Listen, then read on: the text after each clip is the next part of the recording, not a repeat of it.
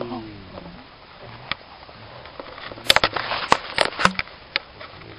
estado conversando vía telefónica hasta que fue posible, porque esto está desde el año pasado, ¿no? El año pasado se le ha hecho una extensión.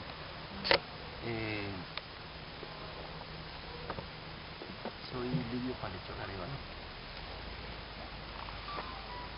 En este momento estoy asumiendo la coordinación de la universidad, pero bueno, antes ha sido necesario apoyar otros procesos, el proceso de educación bilingüe intercultural, hace mucho rato, y el apoyo político y jurídico a la organización, particularmente a la consejería. Desde luego la organización ha sido muy compleja, tiene muchos aspectos por trabajar, entonces pues compañeros que venimos hace rato pues hemos hecho de todo y no vale la pena aquí como describirlo. Es que para tener una idea de que muchos compañeros orientadores que en este momento hacen parte activa, directa de la universidad, pues tienen como esas mismas características. Mis compañeros son programas y hay dos de castellano, humanidades y lengua castellana. Ya. Bueno. Entonces, pues la primera parte vamos a conversar un poco del tema de lo que nosotros venimos reivindicando como educación propia. Nosotros tenemos claro que nuestros procesos de formación han sido constantes, permanentes y en unos espacios distintos a los de la educación convencional. Entonces, todos nosotros, sobre todo los todavía somos una muestra de esos procesos de formación, donde pues aprendí de mi papá, porque yo andaba desde mis 3, 4 años atrás de él y todo lo que él hablaba, conversaba, trabajaba, pues lo aprendí de él. Pues él era agricultor, pues aprendí la agricultura, él hizo carpintería, yo le aprendí la carpintería, él trabajó construcción, le aprendí la construcción, pero en un proceso de formación distinto. Ya, entonces yo no fui a una universidad donde aprendí arquitectura, no, sino así, con él. Y otras cosas, muchísimas otras cosas del conocimiento, pues vienen de los abuelos, de los tíos, de los mayores, y que pues hoy ya casi es un discurso, pero que para nosotros es una realidad, es decir, que lo aprendimos alrededor del fogón, en horas distintas inclusive a las que tenemos ahora. Yo siempre cuento como mi papá a las 4 de la mañana, hasta antes de morirse, a las 4 de la mañana me despertaba y ayúdeme a pensar, decía. Y entonces él me comentaba las dificultades que habían. En los últimos años los dedicó exclusivamente al movimiento indígena, desde el 71 hasta que murió.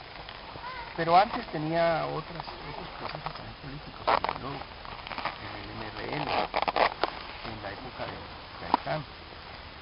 Pero él es así, a las 4 de la mañana, entonces a uno lo está despertando.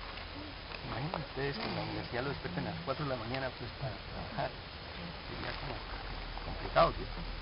Pero igual uno terminaba la jornada a las 4 de la tarde en el territorio, y sea en la chagra, donde fuera, y luego de la cena entonces nos sentábamos alrededor del fogón y empezaban los mayores. Yo tengo un tío que era médico tradicional, y entonces él nos contaba, y entre todos conversábamos, y entonces iban siendo las 8 o 9 de la noche a dormir.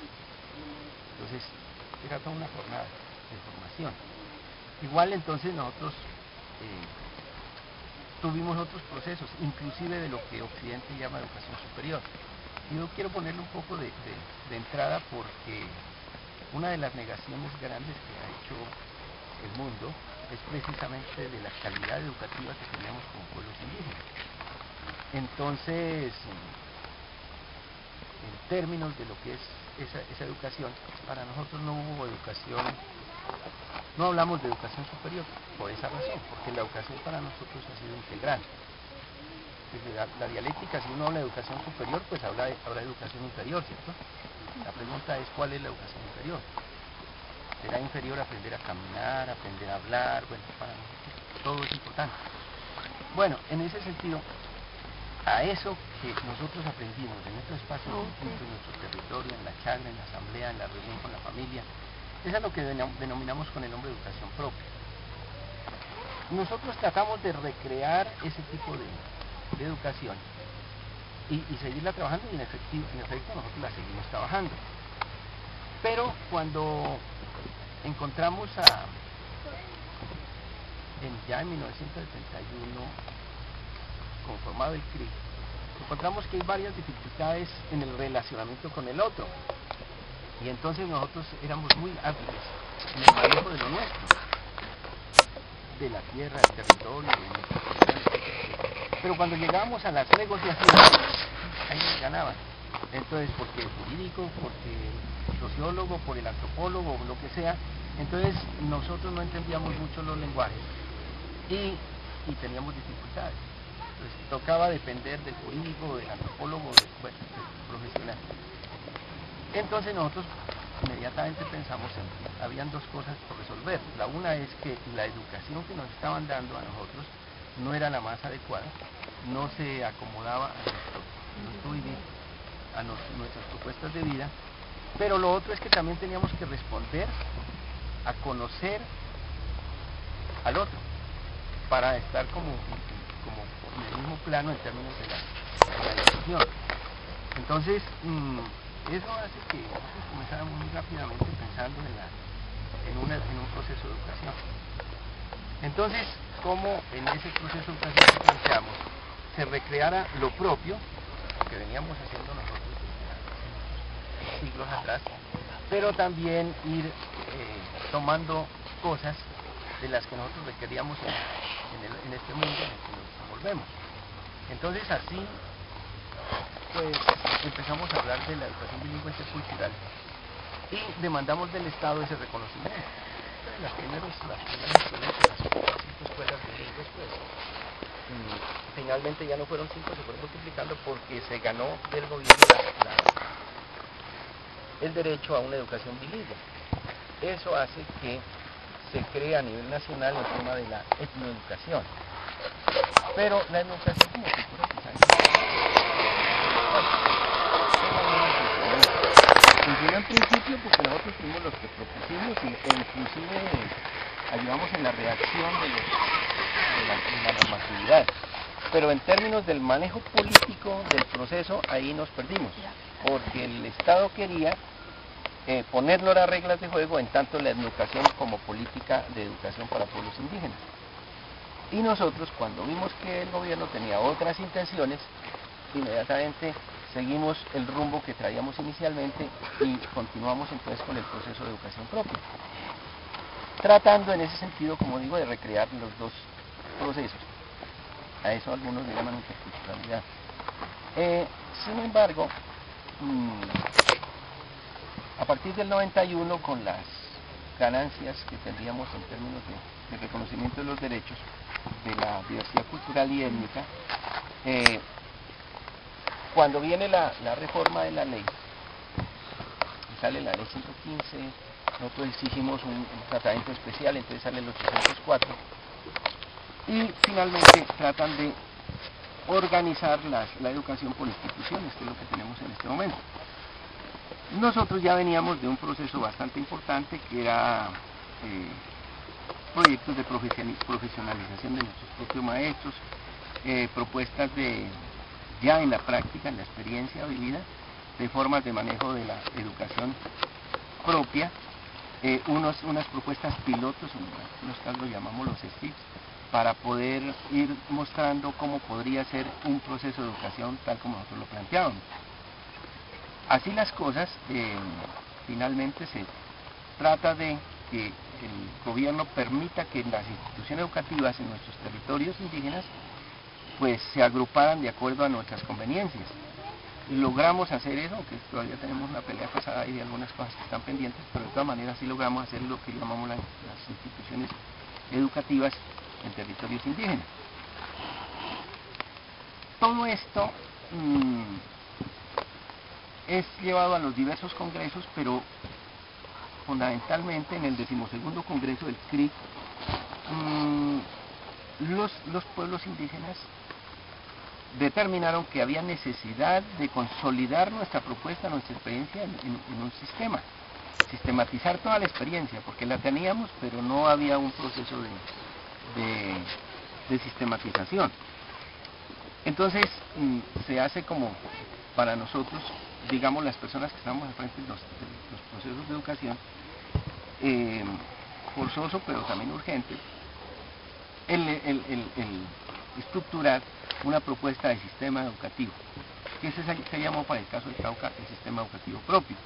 Y entonces nos pidieron que en 6 meses debíamos tener ya estructurado, se llamaba en ese tiempo, nos dijeron, el esqueleto del sistema. E hicimos una primera propuesta, eso salió en una cartillita azul, ya casi no debemos de tener, pero por ahí debe estar la muestra. Y nosotros seguimos trabajando entonces con fundamento en esa propuesta, para irle poniendo carne a ese esqueleto. Ya en ese momento, entonces, estamos asumiendo lo que se llama la primaria, la secundaria. Eran estos dos bloques grandes que estaban establecidos así.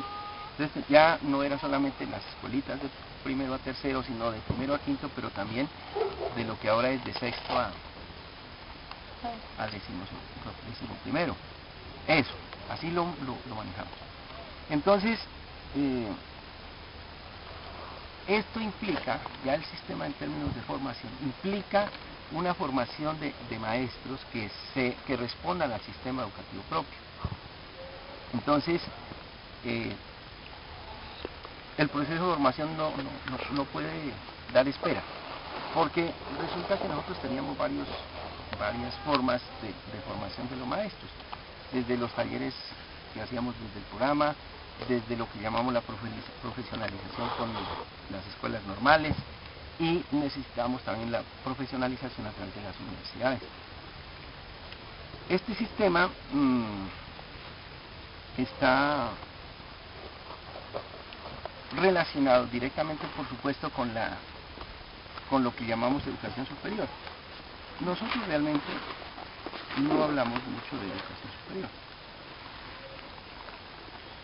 Sí ingresamos a las universidades y en algún momento se dio la necesidad de ingresar a las universidades e inclusive buscar formas de acceso, porque nos era muy difícil. Bueno, para muchas personas fue muy difícil el ingreso a la universidad, que por los exámenes, las pruebas del ICFES, bueno, todos los requerimientos, y se logra inicialmente un acuerdo con la Universidad del Cauca para que hubiera cupos. Entonces quedó un cupo por semestre, por semestre por programa en la universidad, y bueno, hay mucha gente aprovechó la posibilidad. Más adelante el convenio con la Nacional, o ya esa propuesta con la Nacional también de cupos. La Universidad del Valle hace lo mismo, y mucho más adelante, pues la Universidad de Antioquia. ¿Por qué nosotros no hablamos? Bueno, eso en términos de la formación, pero nosotros hicimos formación, realmente formación, desde que comienza la organización. Y como decía yo hace un momento, esa formación no es que comienza en 1981, no, es la continuidad de todos los procesos de formación que se hicieron antes de 1971, pero antes de 1492. Cuando yo decía que había un desconocimiento, un ocultamiento de la calidad educativa en el mundo indígena, es por eso. A ver, cuando se habla de la calidad, de la educación superior, nos ponen en dificultades, ¿cierto? Como digo, pues para saber cuál es la superior y cuál es la inferior. Pero si retomamos un término de Occidente para hablar de educación superior, pues nos los pueblos indígenas antes de 1492 también teníamos educación superior. Y si no, aquí el ejemplo muy cercano, el calendario maya.